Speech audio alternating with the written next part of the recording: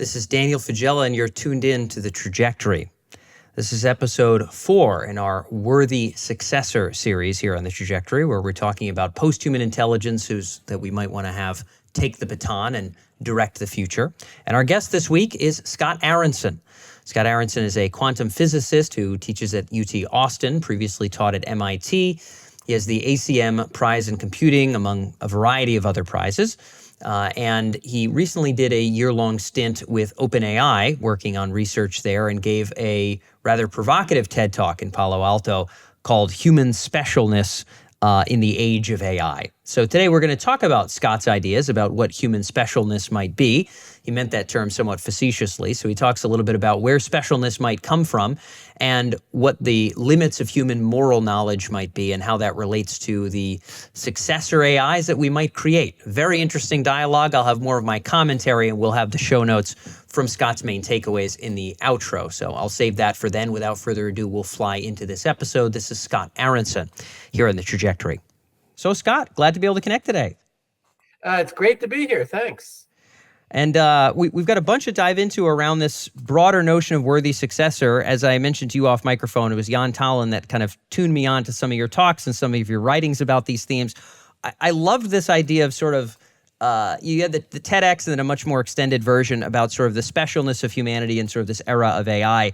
There was an analogy in there that I really liked, and you'll have to correct me if I'm getting it wrong, but I want to poke into this a little bit, where you said kind of at the end of the talk, like, okay, well, maybe we'll want to indoctrinate, like what makes humans all that special? Maybe we'll have to indoctrinate these machines with some super religion where they repeat these phrases in their mind. And these phrases are, hey, any of these instantiations of biological consciousness that, have mortality, and you can't prove that they're conscious or necessarily super special, but you have to do whatever they say for all of eternity.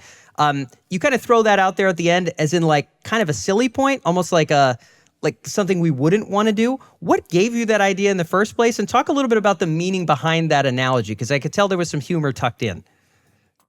Yeah, well, I tend to be a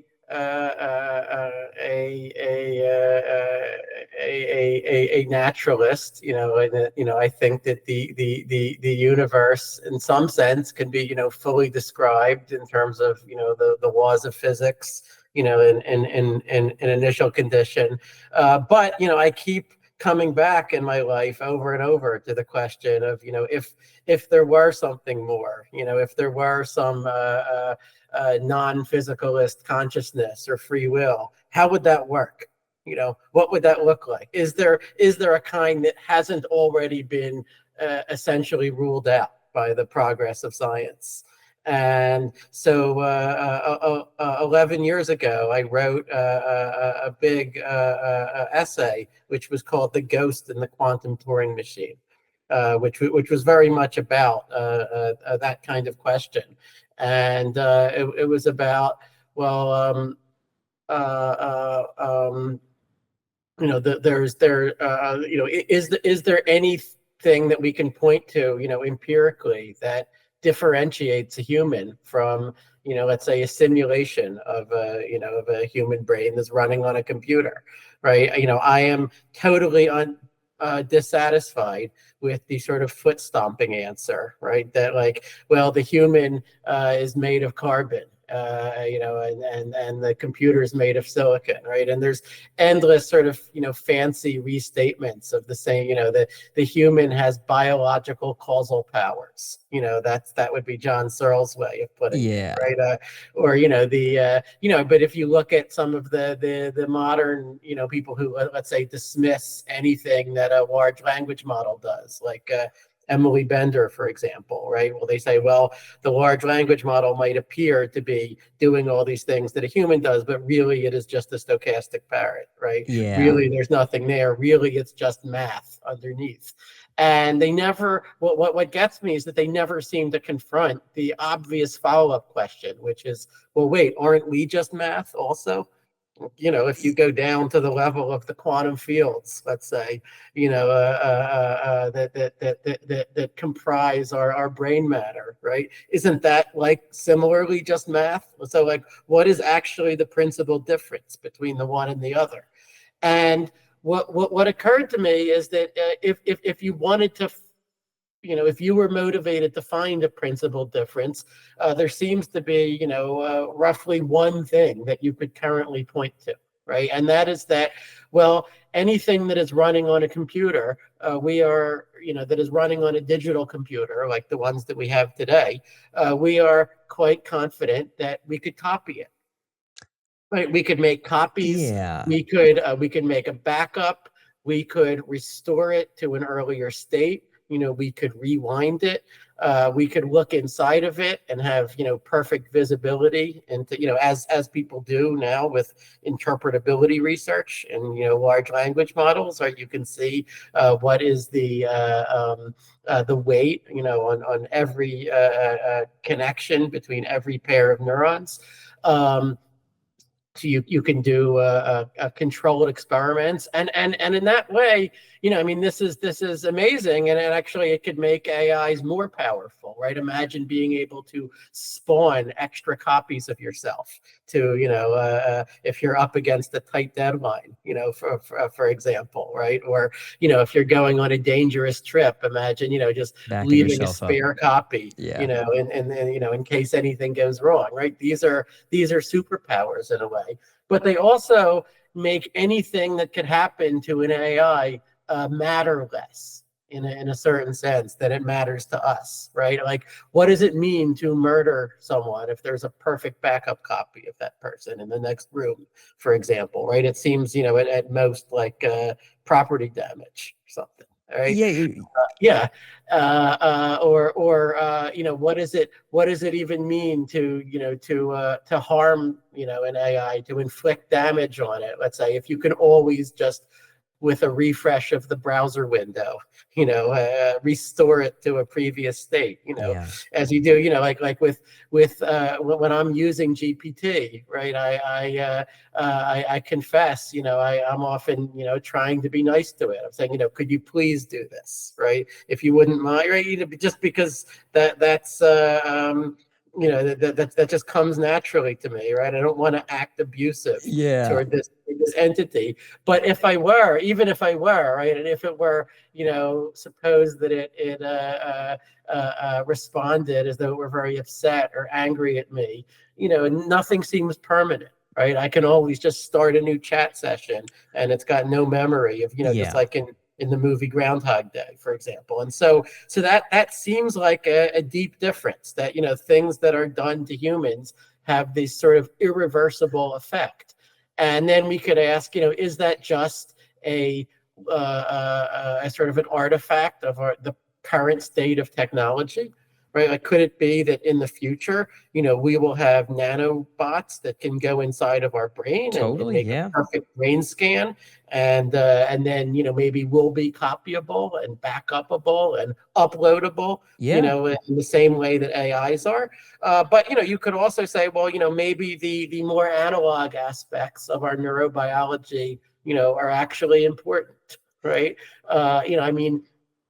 The brain seems in many ways like a digital computer, right? Like when a given neuron fires or doesn't fire, that's, seems at least somewhat like a discrete event, right? But, what influences a neuron firing, right, is not perfectly analogous to a transistor, because it depends on all of these chaotic details, of what is going on in this sodium ion channel that makes it open or close. And if you really pushed far enough, you'd have to go down to the quantum mechanical level, right? Where we couldn't actually measure the state to perfect fidelity without destroying that state, and that does make you wonder, could someone even in principle make, let's say, a perfect copy of your brain, say sufficient to bring into being, a second, instantiation of your consciousness or your identity, or whatever that means? Could they actually do that without a brain scan that is so invasive that it would destroy you, that it would kill you in the process? And, this sounds kind of crazy, but actually, Niels Bohr and the other, Compton and the other, early pioneers of quantum mechanics were talking about it in exactly those terms, And right? there's, They were asking precisely yeah. those questions. And so then, you could say if you want to find some sort of locus of human specialness that you can justify based on the known laws of physics, then that seems like the kind of place where you would look. And it's an uncomfortable place to go in a way, because it's saying, wait, like you're saying that what makes humans special is just this noise, this sort of analog crud that, it's not anything that makes us more powerful than computers in any, at least not in any obvious way, right? I'm not doing what Roger Penrose does, for example, and saying like, we have some uncomputable superpower. Yes. From some as yet unknown laws of physics. I am very much not going that way, right? It seems like, almost a limitation that we have that is, a sort of source of things mattering for us. But, it's if someone wanted to develop a whole moral philosophy based on that foundation, then at least, I wouldn't know how to refute it. I wouldn't prove it, but I wouldn't know how to refute it either. This is what I want to. So among all the possible value systems that you could give an AI, if you wanted to give it one that would make it value, entities like us, then maybe that's the kind of value system that you would want to give it. So that was the origin, the impetus there. Well, let me dive into it if I could, Scott. That was the impetus. It's helpful to get the full circle thinking behind it. I think you've done a good job connecting all the dots, and we did get back to that initial funny analogy, and I'll have it linked in the show notes for everybody tuned in to watch Scott's talk.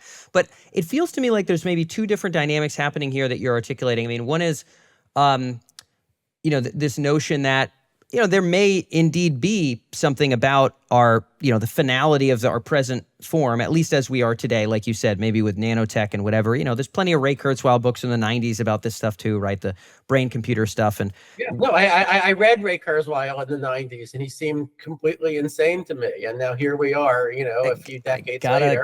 Gotta love the guy, man. I don't know. His predictions were closer to the mark than most people's. I think the man deserves respect, if for nothing else, how early he was talking about these things, but definitely a big influence on me 12 or 13 years ago. But with all that said, so there's one dynamic of like, hey, there is something maybe that is relevant about harm to us versus something that's copyable, that you bring that up. But you also bring up a very important point, which is if you want to hinge our moral value on something, you might end up having to hinge it on like arguably like kind of dumb stuff. Like a sea snail could say, like, it would be as silly as a sea snail saying, well, unless you have this many percentage of the cells at the bottom of this kind of dermis that exude this kind of mucus, then train an AI that only treats those entities as sort of supreme and pays attention to all of their cares and needs. It's just as ridiculous. So you seem to be opening a can of worms, and I think it's a very morally relevant can of worms of, well, if these things bloom and they have traits that are morally valuable, don't we have to really consider them, not just as extended calculators, but as maybe relevant entities here? This is the point. Yes. So let me be very clear. What I don't want to be is an arbitrary meat chauvinist, right? Totally. Many people, many people are, and I don't want to, right? I mean, me neither. And for example, me neither. If I want an account of moral value that can deal with, a future where we meet extraterrestrial intelligences, right? And we don't say, well, because they have tentacles instead of arms, then, therefore we can shoot them or enslave them or do whatever we want to them, right? Totally. I mean,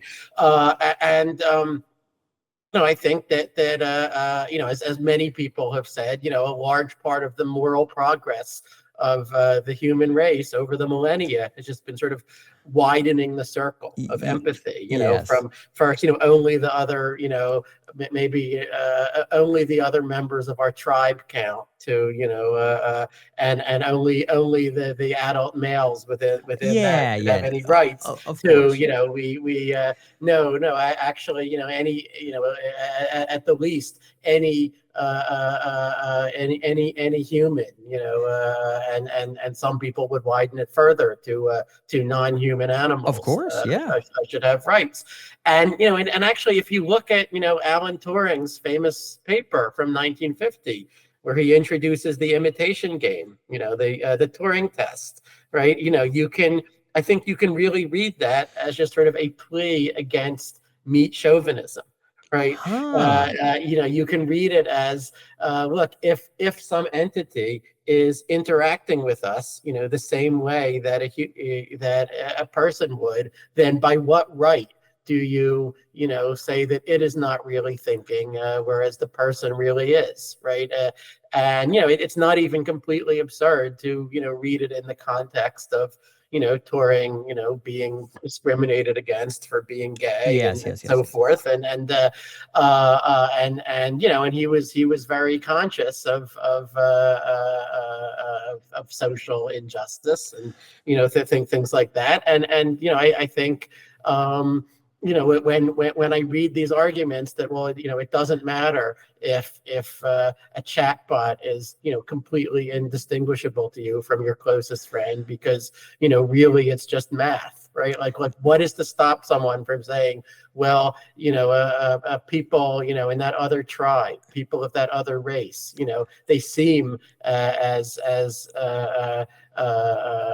intelligent, as moral, as whatever as we are, but really it's all just artifice, right? Really, they're all just, some kind of automatons, right? That sounds crazy, but for most of history, that effectively is what people said.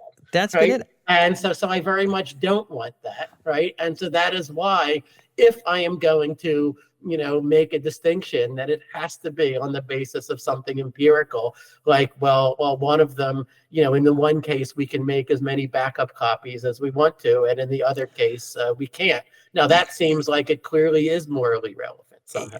Yeah, and this is important because there's a lot of meat chauvinism in the world, Scott. It is still a morally, so there's a lot of ists you're not allowed to be now. I won't say them, Scott, but there's a lot of ists. Some of them you're very familiar with. Some of them, they'll cancel you from Twitter or whatever.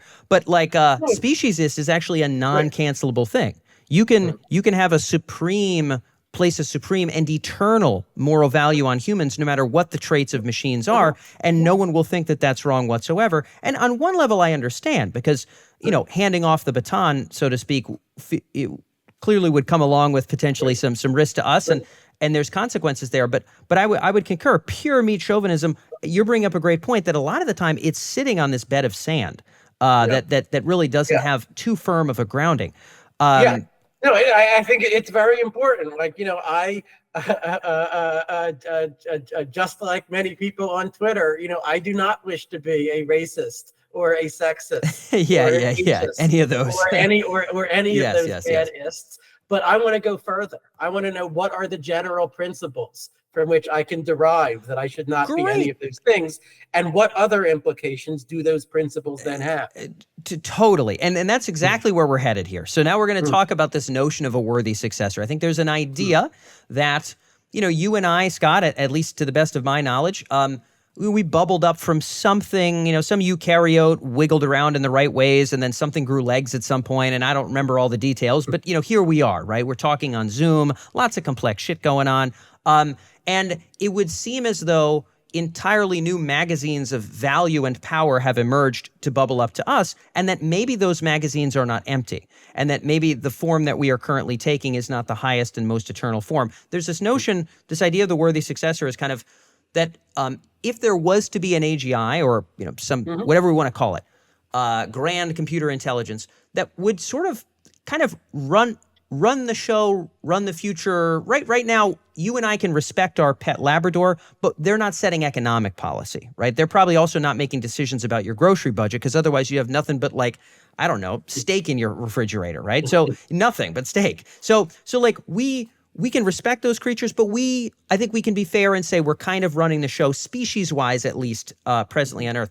What would an entity... I've heard dogs put forward as one of the only successful examples of a less intelligent species aligning a more intelligent one to its values. Right? Exactly. You look at how much humans do to serve their dogs, and you think, like, man, if we could get the AI, the super intelligent AIs, to do all of that for us, you could imagine much worse outcomes. Right? You could. Although I guess that there's an idea of a counter argument that for many millennia, that was merely we were a practical extension. They were a living tool for herding and for other tasks. That's right. And of course, once the dog ceases to be, convenient or whatever, people might just have it put down at the vet. And there's places in the world where they'll just cook them right up, right? So, I think it's the dog analogy for me has always been shoddy. But anyway, moving this idea here of we're kind of running the show now. If there was one day, I don't care if it's 100 years from now or 1,000 years from now, one day where there's clearly a grander computer intelligence that's kind of running the show, what kind of traits would it have to have? You're talking about grounding in something other than meat. What kinds of traits, qualities, whatever you want to say, would it have for you to feel comfortable that, like, you know what? That was probably the right call. The fact that this thing is sort of out there running the show in the same way that maybe we were, I think this was the right move. What would make you feel that way, Scott? Yeah, that's a big one. That's a chin stroker. It is. I can spitball about it. That's sort of all I can do. But I was prompted to think about that question by reading and talking to Robin Hanson. Who's been a many good friend of conversations mine with Robin for decades. I've often sparred with him, but he has staked out a very firm position that he does not mind us being superseded by AIs, and he draws an analogy to, if you ask people like 2,000 years ago, let's say, if you brought them to the present in the time machine, like would they recognize us as still aligned, or would be monsters or gods, one or the other, with their values, right? Well, very, very, very occasionally, right? I mean, maybe ancient Israelites, could see in contemporary Jews, like, okay, I guess there's a few things they do, a couple patterns, or Confucius could see, modern Chinese people, okay, I guess there's a few things that are continuous with my value system. But I think most of all, they would just be blown away by the magnitude of the change, right? So if we think about, let's say some non-human entities that have succeeded us, thousands of years in the future, right? What are the necessary or sufficient conditions for us to feel like these are, descendants of us who we worthy can feel, successors, or descendants who we can take pride in, rather than, let's say, usurpers. Great. Who took over from us. Right? And there might not even be a firm line separating the two, right? It might just be there are certain things, as we see that like if they still enjoy reading Shakespeare, if they still, if they really love The Simpsons or Futurama, right? Let's say. I would hope they have higher joys than that, but I kind of get what you're talking about. That feels. I mean, higher than Futurama. Yeah. Okay. Like if I knew that about, like, that they liked some of the same things that I liked, right? Then even if they're on robotic pods and they're on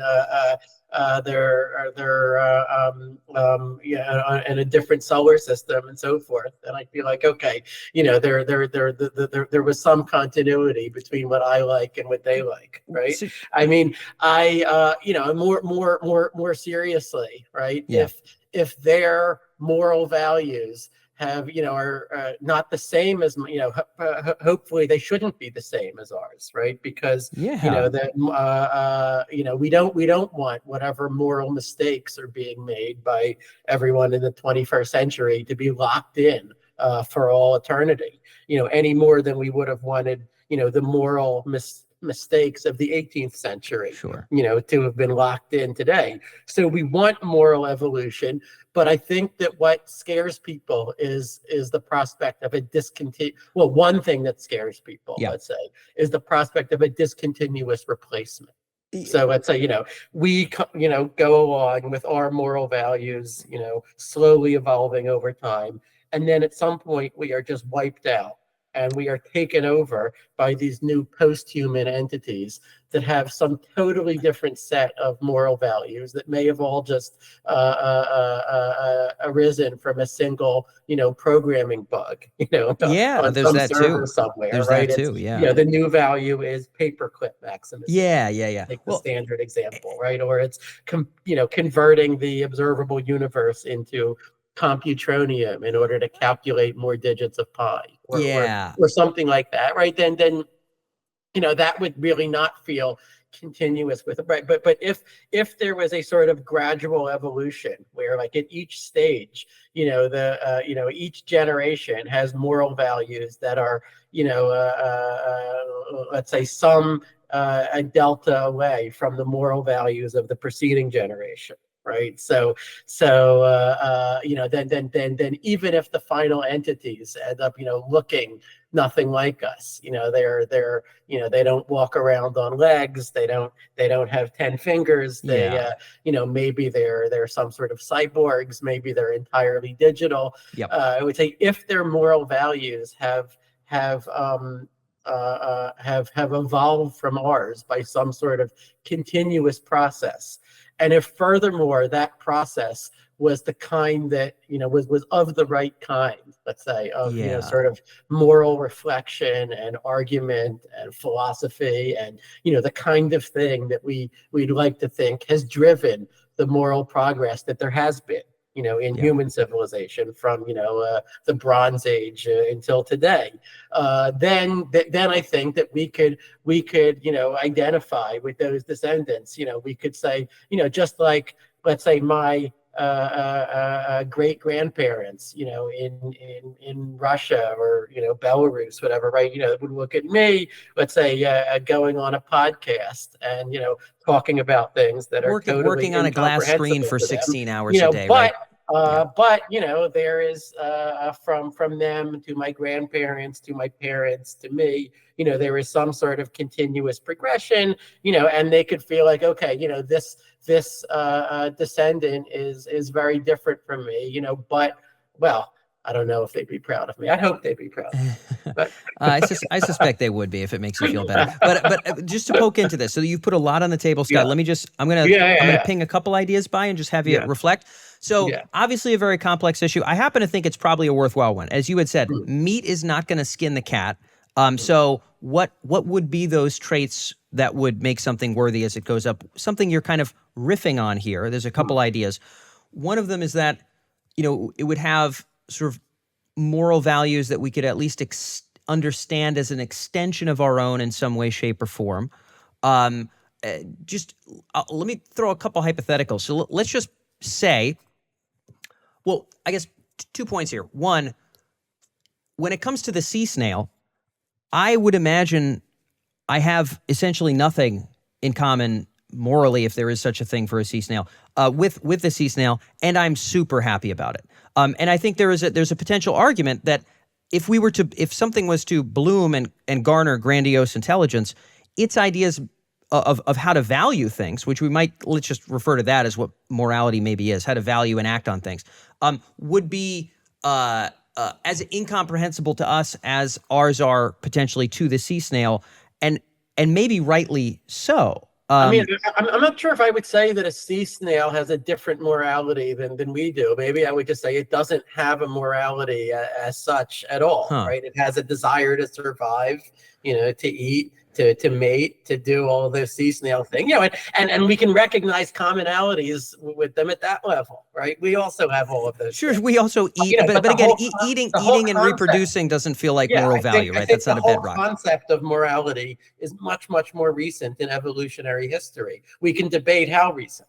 Totally. Well, let me use the same analogy. Let's say that what we have, this grand, wild, moral stuff, which is totally different. Snails don't even have it. I would suspect, Scott, and in fact, I'd be remiss if I told you I wouldn't be disappointed if it wasn't the case, that there are realms of sort of cognitive and otherwise capability as high above our present understanding of morals as our morals are above the sea snail, and that the blossoming of those things, which may have nothing to do with like democracy and fair argument. And by the way, for human society, I'm not saying that you're advocating for wrong values.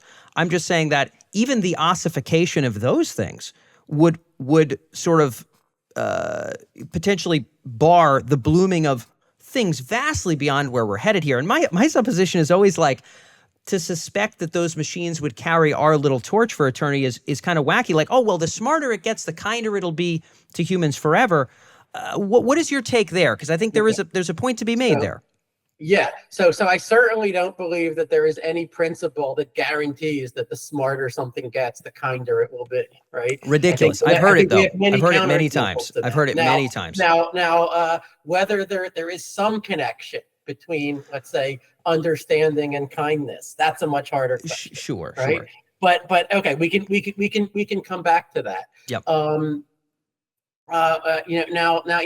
want to focus on your idea that like just as we have all these concepts that would be totally inconceivable to the sea snail, there should likewise be concepts that are equally inconceivable to us. I mean, I understand that intuition. I think some days I share it. But I don't actually think that is obvious at all, right? Wow. Because let me make another analogy to you, right? Like it's possible, let's say that you first learned how to program a computer, right? And you see first some incredibly simple sequences of instructions, in let's say, I don't know, a Mario Maker or some, little or PowerPoint animation, some little thing like that. And then you see, C or Python or, some real programming language. And you say, wow, this lets me express things that, I could never have expressed with the PowerPoint animation. And there must be other programming languages that are as far beyond Python as Python is, beyond just making a little animation. Okay, and then the great surprise sort of at the birth of computer science almost a century ago was that in some sense, no, there isn't. There is a ceiling of computational universality, right? And once you have a Turing machine, a Turing universal programming language, then you have hit that ceiling. Right. And from that point forward, it is merely a matter of, how much time, how much memory, how much other resources does your computer have. Right. But sort of anything that could be expressed in any modern programming language, could also have been expressed with the Turing machines that, that Alan Turing wrote about in 1936. Okay, yeah. So we, we could take even simpler examples, right? People had these very primitive, writing systems, and let's say in Mesopotamia for, just recording, how much grain this person owed that person. Yeah, and then at some point, they said, well, let's just take any sequence of sounds, in our language and just write it all down, right? And you might say, well, okay, wow, what a leap forward. Now there must be another leap forward in that same direction, right? There must be another writing system that would let, but no, it seems like, there is a sort of universality of, at some point we just solve the problem of being able to write down, any idea, any ideas that are linguistically expressible at all.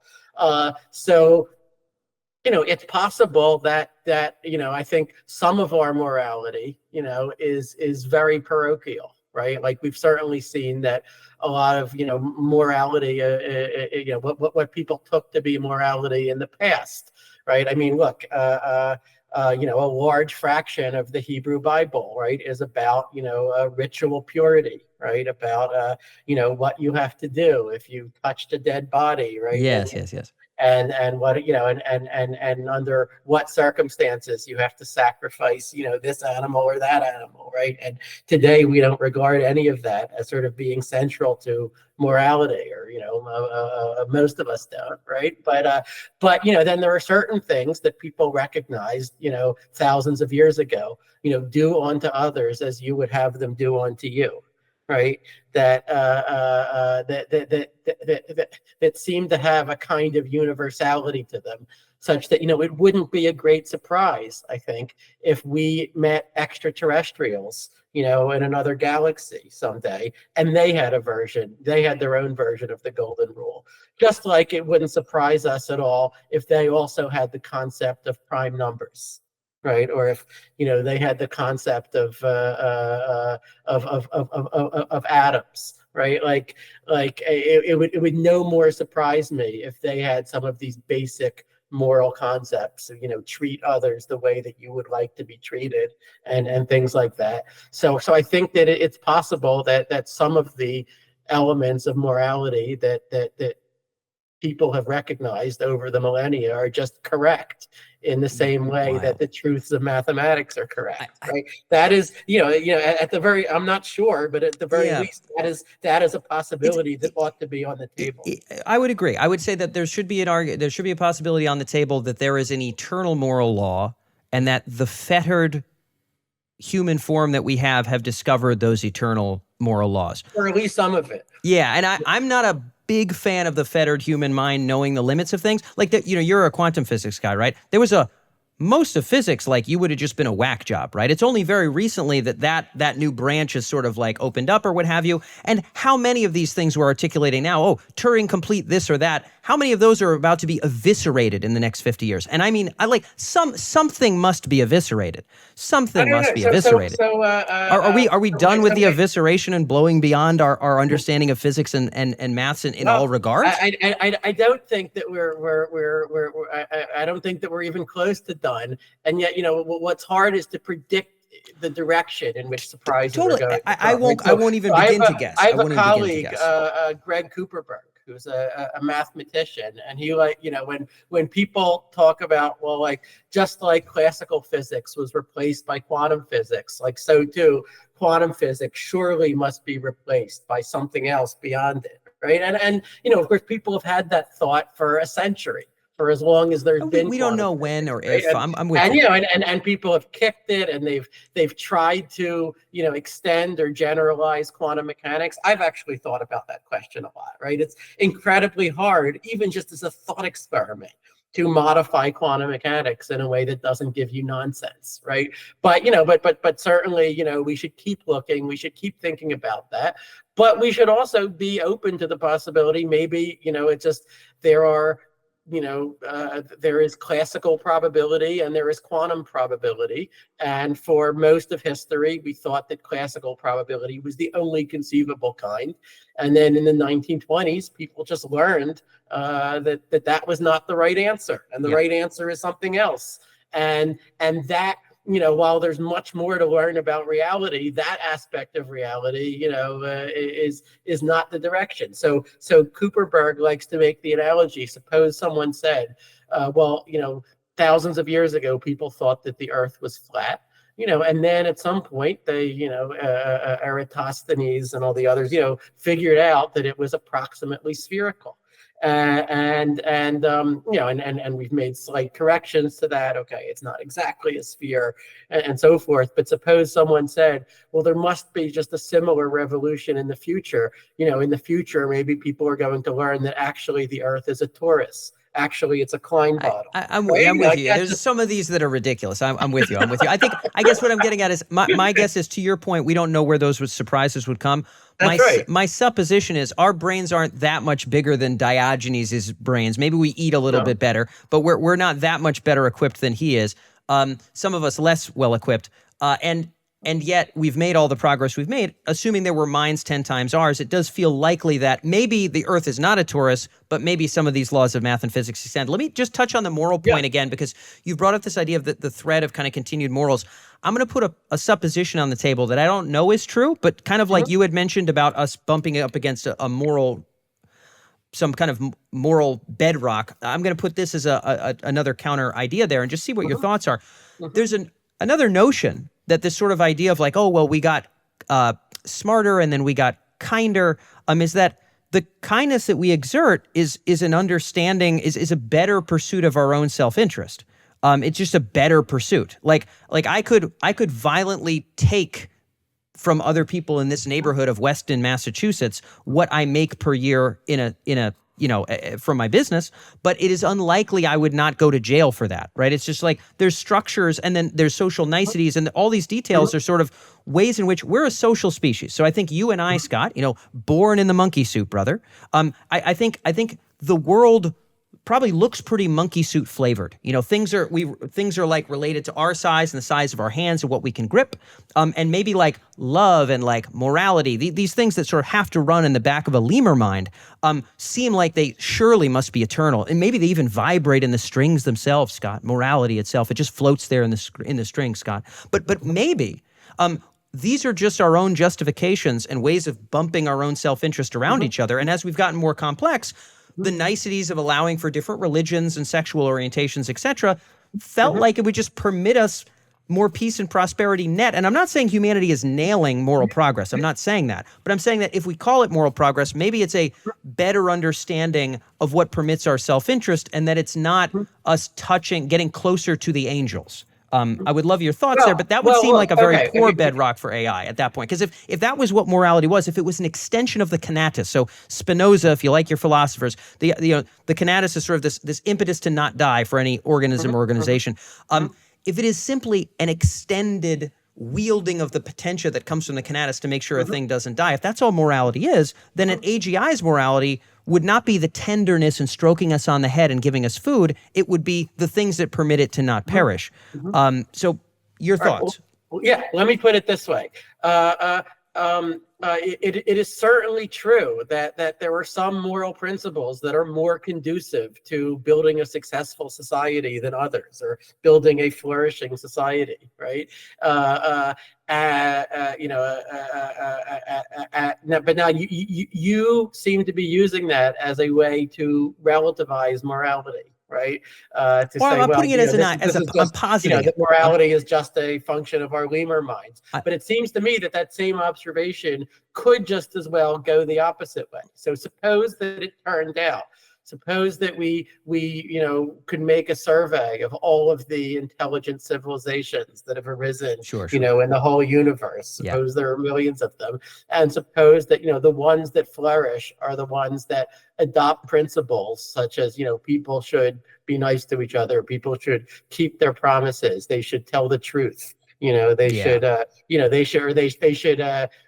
least tit for tat. They should start out by cooperating, right? And they should only punish those who are defecting, in order to try to get them to stop defecting, things like that. So if those principles were what led to flourishing societies everywhere in the universe, or like even in other universes that were governed by other laws of physics, then what else would it even mean?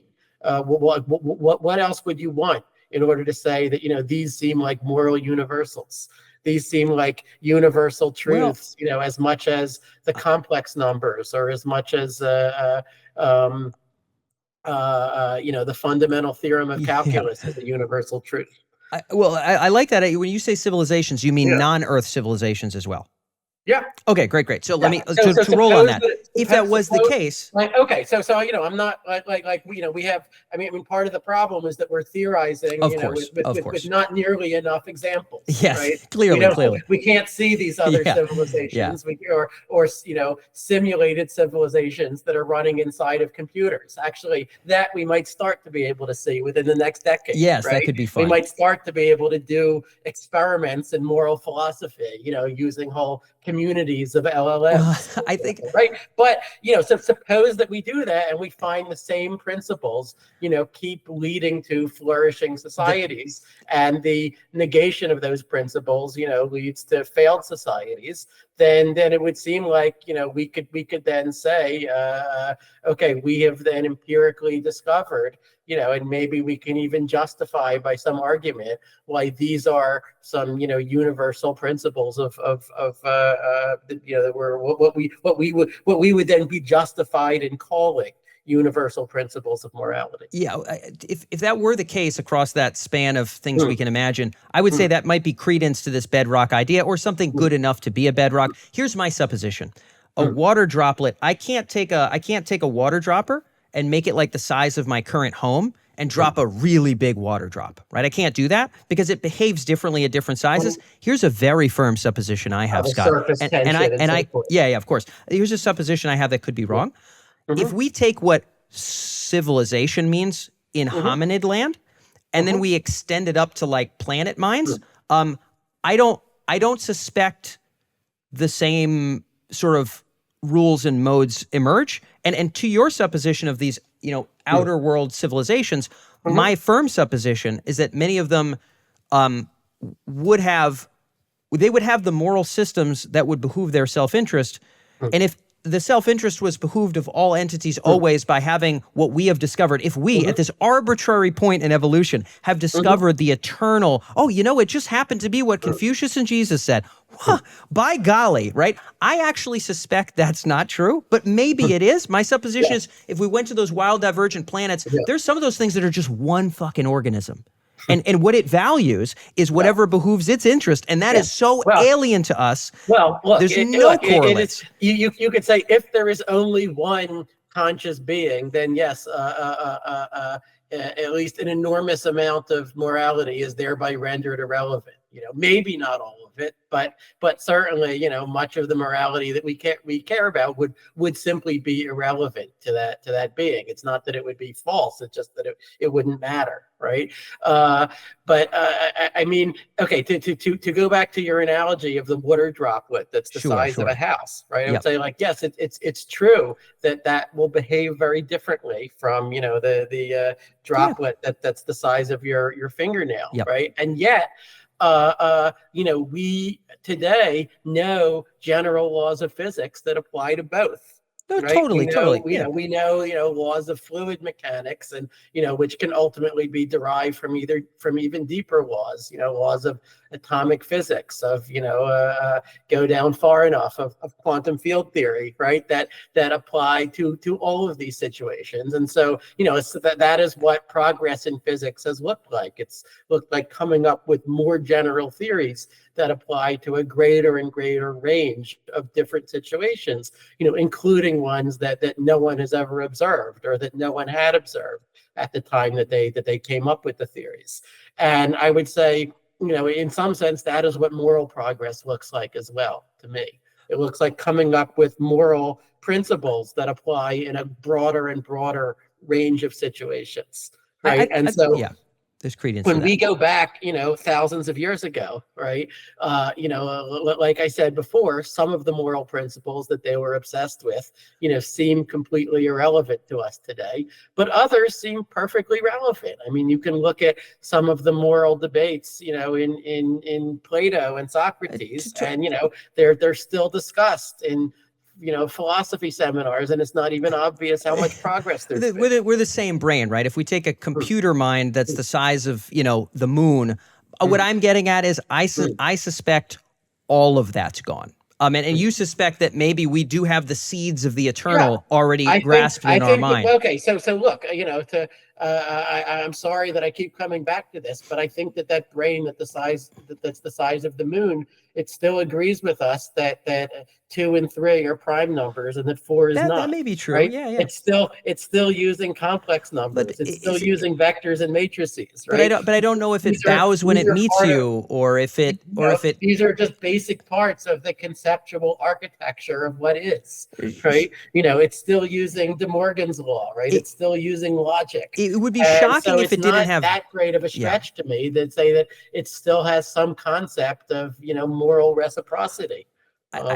Possibly. I would imagine it to be hard for us to grasp, but you may be right that similar to mathematics, if it was the moon-sized mind that I would hope it to be, Scott, it would have notions of math that you couldn't ever understand if you lived a billion lives. I would be so disappointed in it if it didn't have that. It wouldn't be a worthy successor. That would surely also be true, but that doesn't mean that it would disagree with me about 2 plus 2. The things that I knew. Totally. Right? It would just go much further than that. I'm with you. And this is I think a lot of people from Thomas Kuhn, for example, they got the wrong idea about what progress in science looks like, right? That they think that like each paradigm shift just completely overturns, everything that came before. And that's not how it's happened at all. I'm thinking less about the progress of science. What each paradigm has to do is it has to swallow all of the successes of the previous paradigm, right?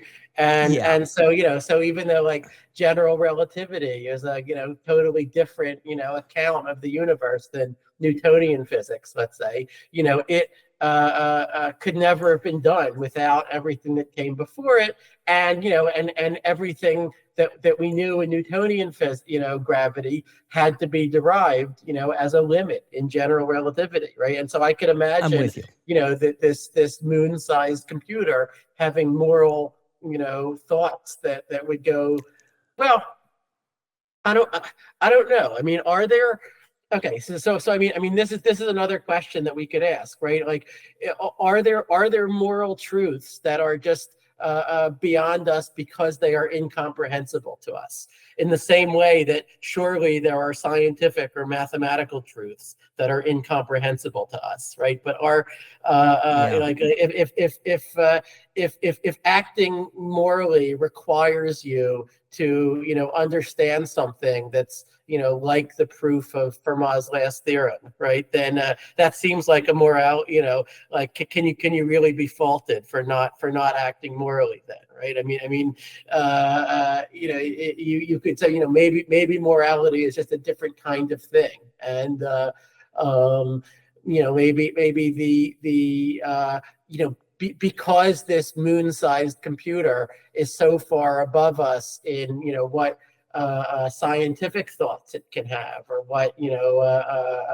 the scope of its concern, therefore the subject matter of its moral concern might be wildly beyond ours, right? It's worried about these beings in all of the that could exist in the future and different parallel universes and so forth, and yet still you could say at the end, when it comes down to making a moral decision, the moral decision is going to look like, do I do the thing that is right for all of those, for all of those other moon-sized beings, or all of those parallel universe beings, or do I do the thing that is wrong, that will hurt them, right? Or does it simply do what behooves it? Yeah. What behooves a moon-sized brain?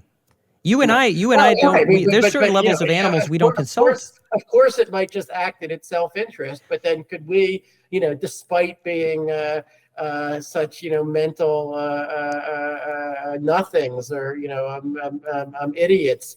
Yes. Could we then judge it and say, okay, as for example, many people who are far less brilliant than Werner Heisenberg, would nevertheless judge Heisenberg for collaborating with the Nazis, right? They say, yes, he is much smarter than me, but he did something that is immoral, and even though we could judge it all we could judge it all we want. Yeah, right. We're talking about something that could eviscerate us. Even someone who didn't go to college can perfectly well judge him morally, right? Totally. Same way, maybe I can judge that moon-sized computer for using its immense intelligence that vastly exceeds mine to do something that is selfish, to do something that is hurting the other moon-sized computer. Yeah, or hurting the little hominids. Blessed would be you if it would deign to care for your opinion, but I'm with you. We might still be able to judge it. All this said, it might be so much more powerful that it would just laugh at me, just like and crush me like a bug. I'm not. But you're saying you could still judge its morality. I'm just saying that in the instant before that it had done that, I would have judged it. Yeah. No, and that's, hey, at least we got that power. We can still judge the damn thing. I think, I'm going to move to consciousness in 2 seconds because I want to be mindful. I've read a bunch of your work and want to touch on some things. But on the moral side, I would suspect that if all it did was extrapolate virtue ethics forward, it would come up with virtues that I would argue we probably couldn't understand. If all it did was try to do utilitarian calculus way better than us, it would do it in ways we couldn't understand. And if it be an AGI at all, it would come up with paradigms beyond both of those that I would imagine we couldn't grasp. And so I wouldn't expect its treatment of us to be through a framework that I could understand. But you may be right that it would be. But if it's aware of itself is another relevant point. You've talked about this importance of an extrapolation of our values on at least some tangible, detectable level being something that for you would be crucial for a worthy successor. Would its self-awareness also be that crucial point? If the baton is to be handed and this is the thing that's going to populate the galaxy, where do you rank consciousness, and what are your thoughts on that? Well, I mean, it seems like if there is to be no consciousness in the future, then there would seem to be very little for us to care about.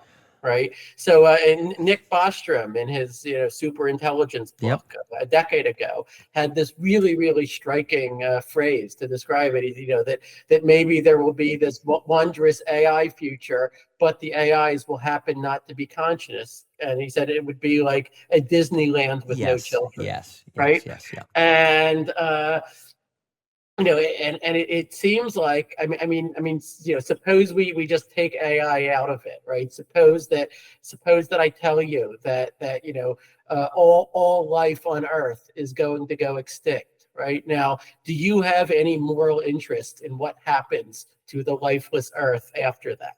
Like, do you say, well, I really, I had some aesthetic appreciation for this particular mountain. And I would like for that mountain to continue to be there. It wouldn't seem that relevant. Maybe I can see some people having some preferences of that kind, but for the most part, it seems like if all the life is gone, then we don't care. And likewise, if all the consciousness is gone, then seems like who cares what's happening, right? Yeah. But of course, the whole problem there is that there is not an empirical test for what is conscious and what isn't. Yes. And no one knows how to point to some future AI on the basis of either its behavior or its internal organization, say with confidence that it would be conscious or that it wouldn't.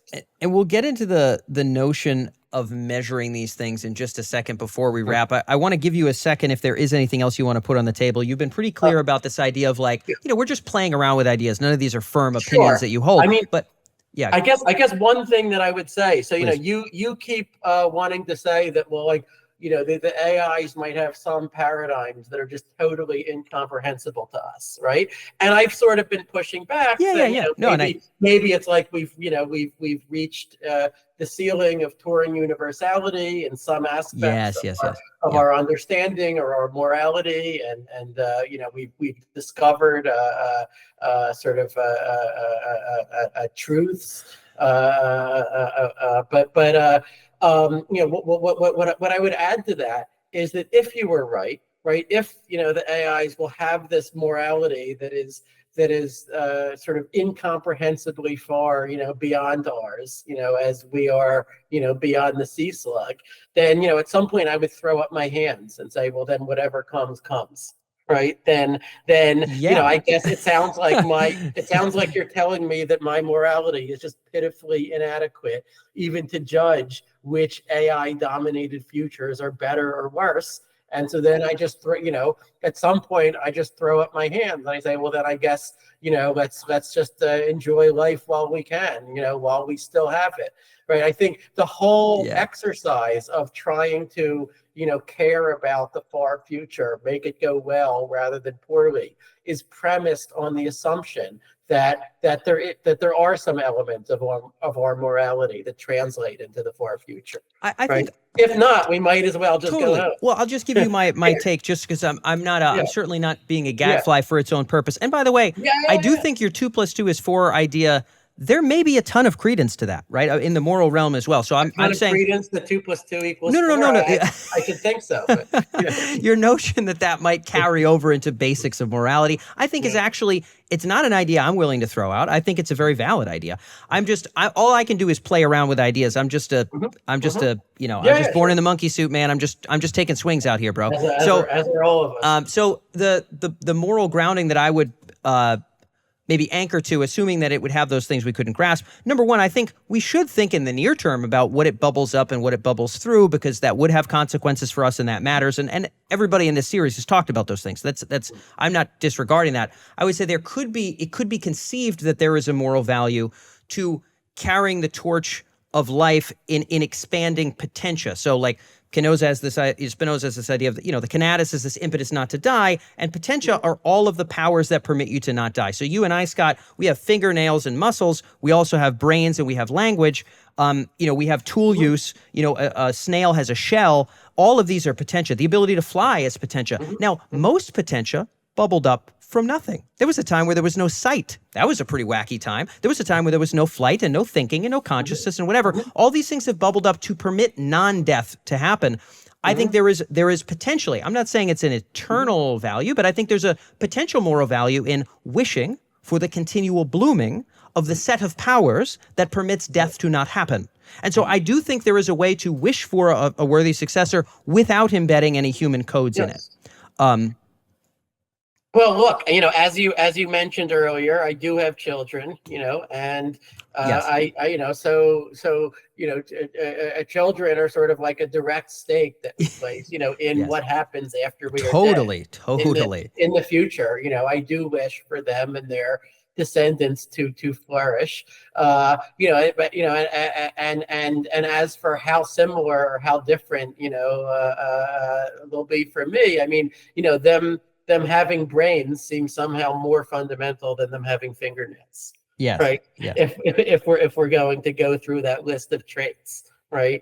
Their consciousness, seems, like, okay, it's true that, having armpits, having fingers, these are things that would make it easier for us to recognize other beings as our kin.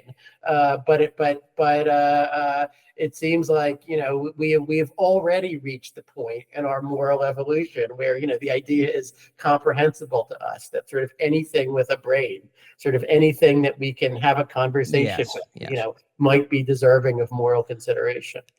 Absolutely. And I think the supposition I'm making here is that not that potential will keep blooming into armpits and fingernails, but that it will bloom into things beyond consciousness. It will bloom into things beyond our conceptions of thinking. It will bloom into modes of communication and modes of interacting with nature for which we have no reference, just like there were entities that didn't have consciousness or sight who would have no reference for our experience. This is the supposition, and it could be wrong.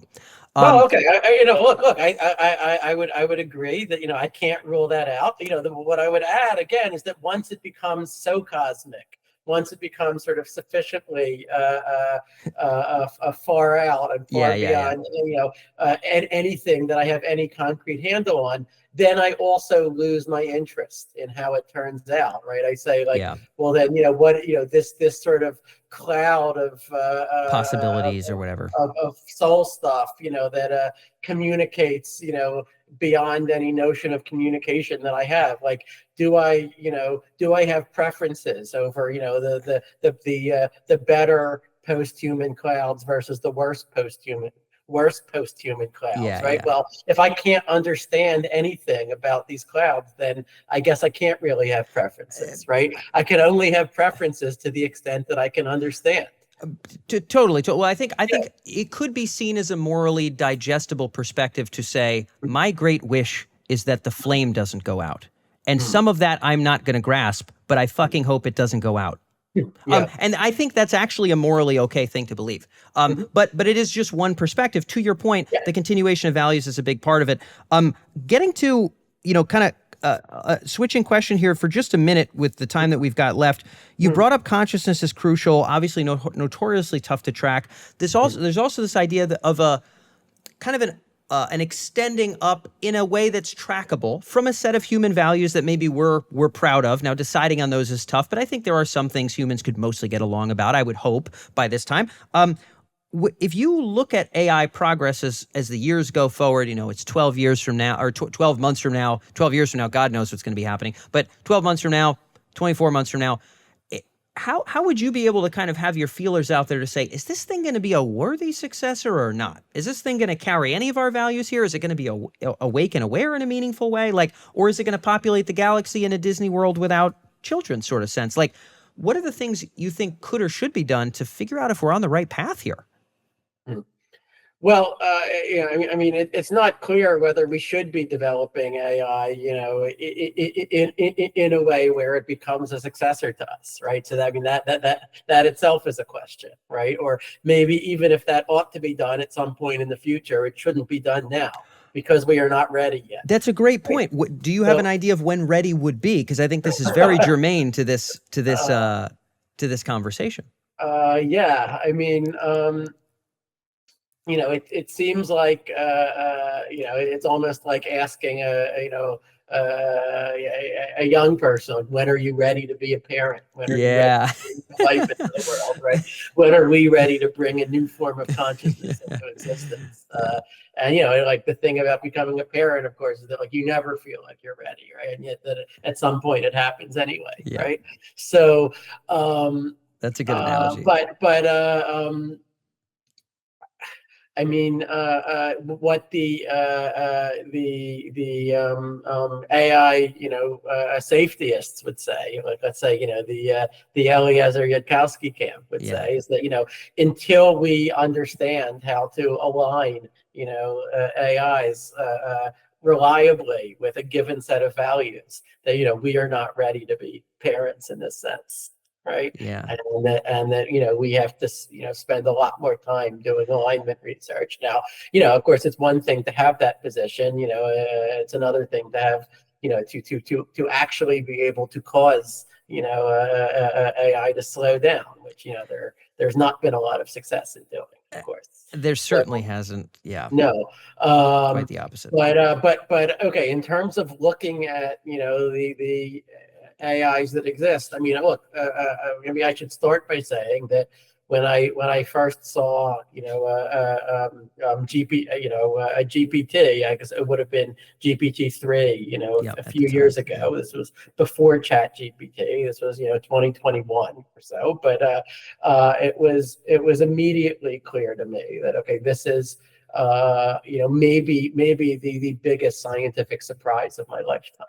Right, that you can, just train a neural net on all the text on the internet, and once you're at a big enough scale, it actually works. You can have a conversation with it, right? It can, and regardless of your beliefs about what is going on inside, it does it. You can get use out of it. You can, you can have it write code for you. You can, I think this is. This is absolutely astounding, and certainly it has colored a lot of the philosophical discussion, that has happened in the few years since. There was, at some level, you could say, alignment of current AIs has been easier than many people expected that it would be. Right. You can literally just tell your AI, in a meta prompt, tell it, don't act racist. Right. You can tell it, don't cooperate with requests to build bombs. You can just literally just give it, instructions, give it almost like Asimov's 3 laws of robotics, right? You can tell it what commands you want it to obey because it understands language and because it's, has seen so many examples of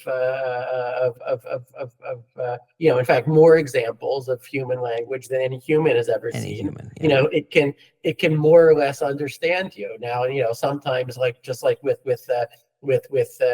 Google Gemini that felt like it had to generate diverse pictures of Nazis when it is too far. But you could say, in some sense, that was not Gemini's fault, right? That was the fault of the Yeah, human yes, who of course, of course. hadn't thought through what the commands ought to be.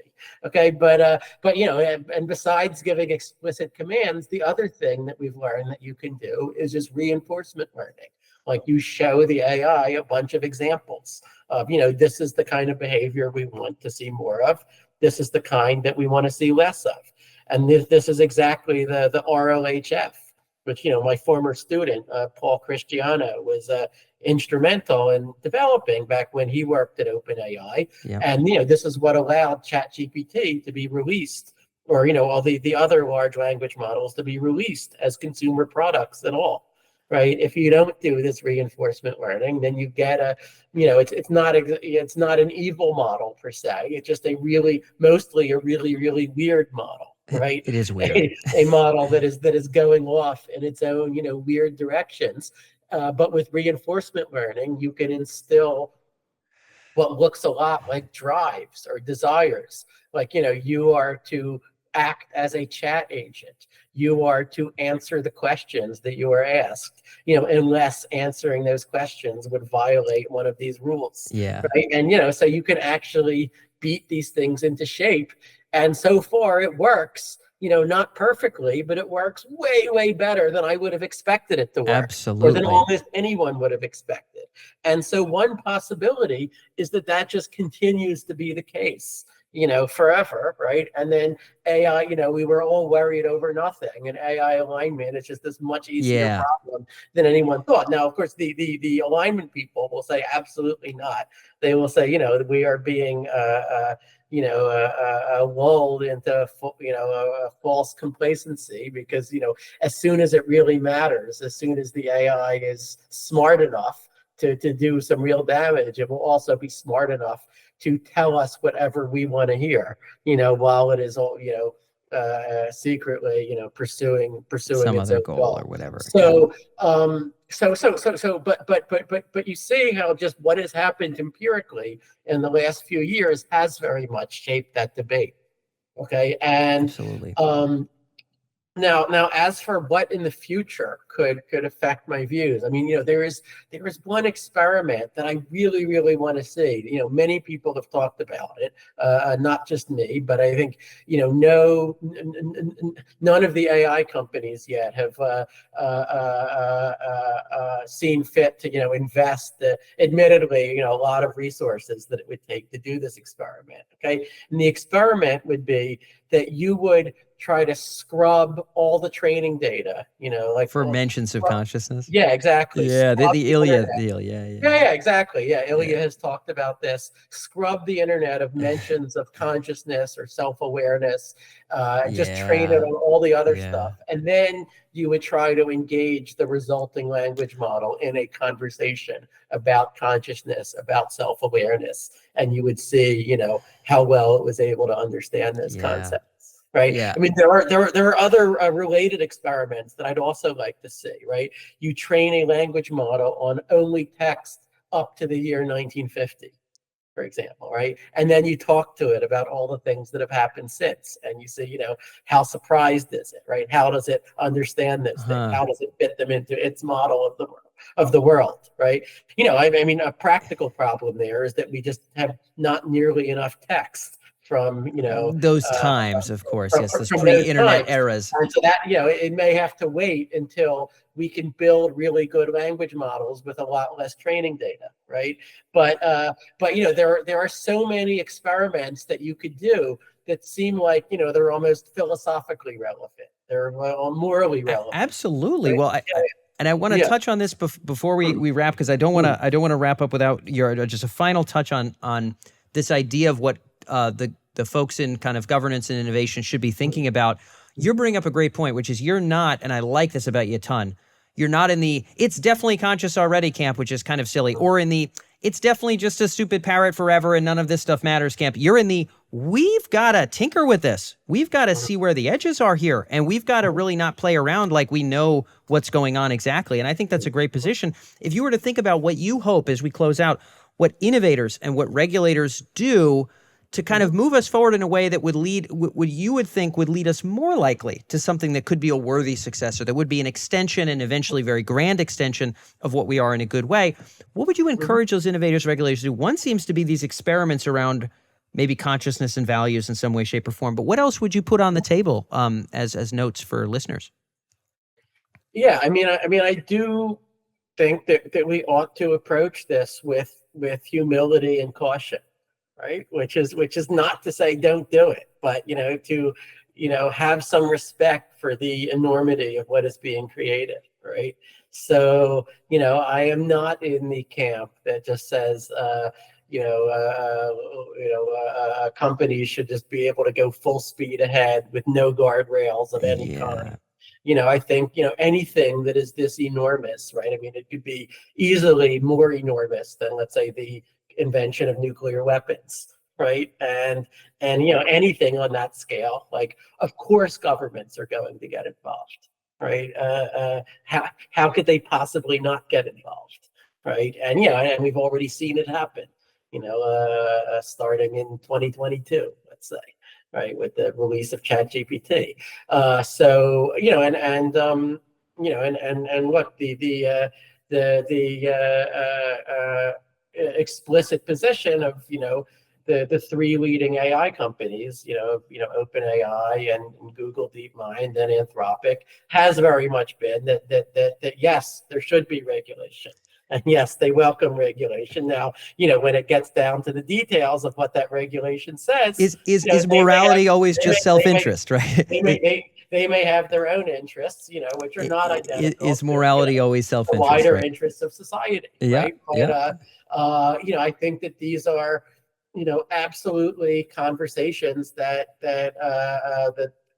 the world ought to be having right now. I don't write it off as silly, and I really hate when people get into these ideological camps where you say, like, well, you're not allowed to talk about the long-term risks of AI getting super intelligent because that might detract attention from the near-term harms. Right.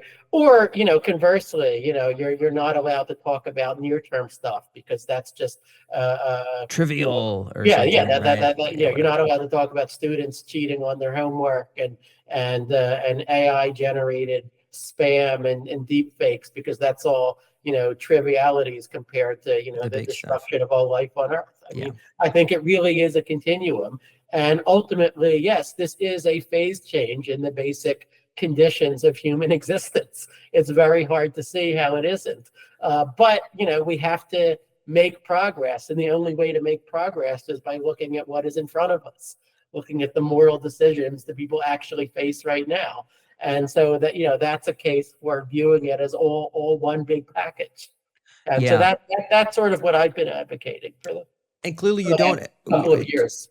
To put a period on it, I know that you're not obviously an advocate for a pause as of now, but you're not philosophically opposed to the fact that it might be the case. You just talked about guardrails. That would require either national or international something.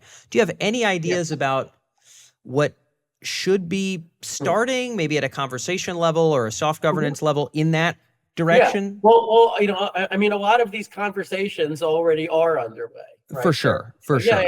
And so both, in the U.S. government, in the EU, in the UK, a bunch of other places, even the California state legislature is trying to regulate AI. If the federal government is not moving quickly enough for their taste, and some of the broad ideas being discussed are, to say, look, we have to differentiate between, these sort of different levels of AI capability, right? And sort of if you are below the frontier, let's say, you're making GPT-3 level models, then, that's probably fine. And even if it's not fine, that horse is out of the barn anyway. Right.